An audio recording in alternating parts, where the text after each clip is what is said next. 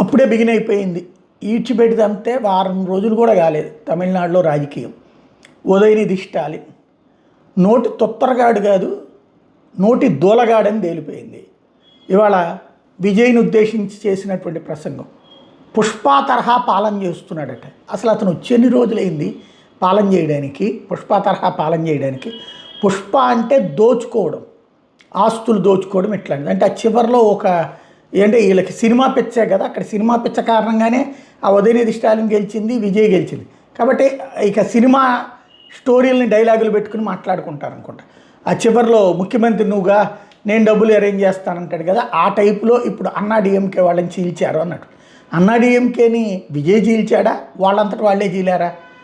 వాళ్ళకి డిఎంకే ఏఐఏడిఎంకేల యొక్క అక్రమ సంబంధం, ఏడిఎంకే నుంచి ఏఐఏడిఎంకే పుట్టిందో ఆ ఇద్దరూ కలిసి ప్రభుత్వం ఏర్పాటు చేయాలన్నటువంటి ఒక నీచమైనటువంటి పని చేస్తే దానితో విరక్తి చెంది తమ రాజకీయ భవిష్యత్తు నాశనం అయిపోతుందని వాళ్ళు వెళ్ళి విజయ్కి మద్దతు ఇచ్చారు. ఓ 25 మంది.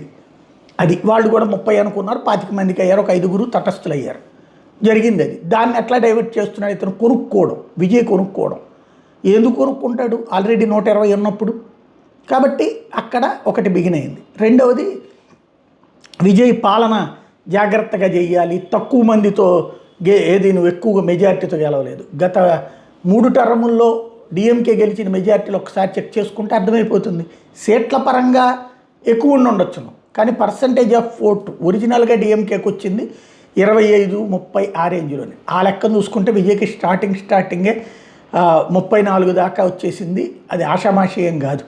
కాకపోతే ఇక ఉదయనిధి స్టాలిన్ అనే సినిమా నటుడు, విజయ్ అనేటటువంటి సినిమా నటుడు ఇద్దరు ఒకరికొకళ్ళు విమర్శించుకునే పరిస్థితులు అసెంబ్లీలో చూస్తాం అన్నమాట.